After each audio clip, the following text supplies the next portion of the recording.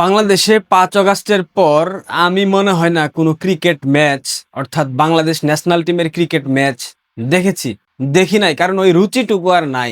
Bangladesh cricket টিমের যারা সংশ্লিষ্ট ব্যক্তিবর্গ অর্থাৎ বিসিবি থেকে শুরু করে বিভিন্ন পর্যায়ে যারা আছে, এদের ম্যাক্সিমাম মৌলবাদী, প্রতিক্রিয়াশীল, এবং বাংলাদেশ ন্যাশনাল টিমে কতগুলা ক্রিকেটার বর্তমানে আছে এদের মধ্যে যেই প্রতিক্রিয়াশীল মনোভাব আমরা দেখতে পাচ্ছি, তাতে করে বাংলাদেশ ন্যাশনাল টিমের খেলা দেখার রুচি আমার শেষ হয়ে গেছে। মেহেদী হাসান মিরাজ বাংলাদেশ ন্যাশনাল টিমের ওয়ানডে ক্যাপ্টেন, সে একজন স্বীকৃত জঙ্গি জাকির নায়েক, যাকে ভারত সরকার জঙ্গি হিসেবে তালিকাভুক্ত করেছে, ভারতে সে নিষিদ্ধ।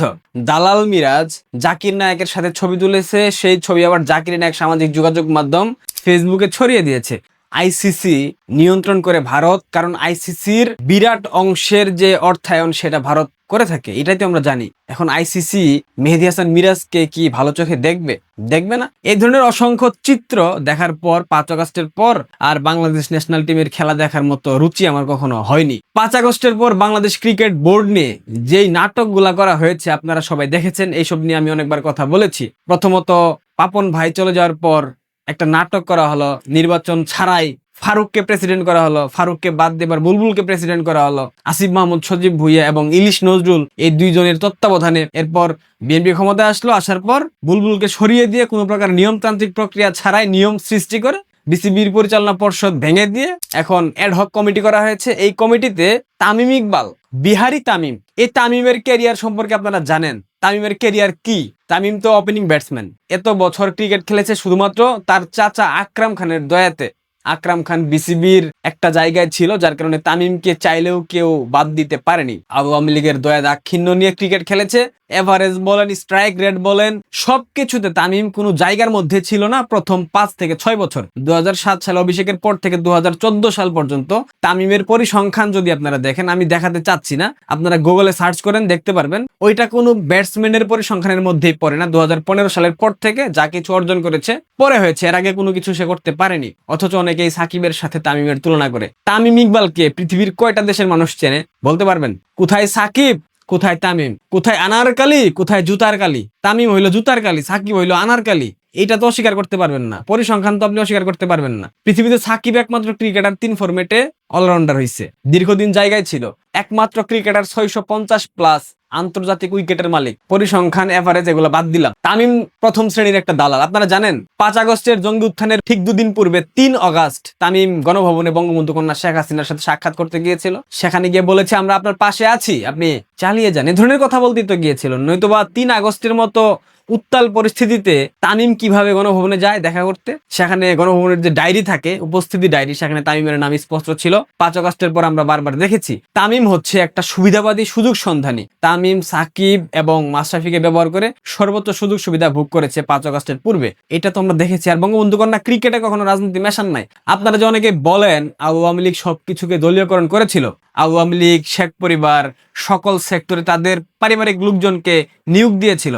বিসিবিতে শেখ পরিবারের কয়জন মানুষ ছিল আপনারা বলেন তো? 2 জন, 1 জন সর্বোচ্চ। পাপন ভাই কি শেখ পরিবারের? না। অথচ নির্লজ্জ বিএনপি এই যে অ্যাডহক কমিটি করেছে আজকে, এই কমিটিতে যাদেরকে রাখা হয়েছে, তামিম ইকবাল সভাপতি এবং 3 জন ব্যক্তিকে রাখা হয়েছে, যারা বিএনপির বর্তমান মন্ত্রী পরিষদের মন্ত্রীদের ছেলে মেয়ে এবং স্ত্রী। আসেন পরিচয় দিয়ে দিই। স্বরাষ্ট্রমন্ত্রী শিলং সালাউদ্দিনের ছেলে সৈয়দ ইব্রাহিম আহমেদ, সদস্য বিসিবির অ্যাডহক কমিটির। ইসরাফিল খসরু, আমির খসরুর ছেলে, অ্যাডহক কমিটির সদস্য। মির্জা আব্বাসের ছেলে মির্জা ইয়াসির আব্বাস, অ্যাডহক কমিটির সদস্য।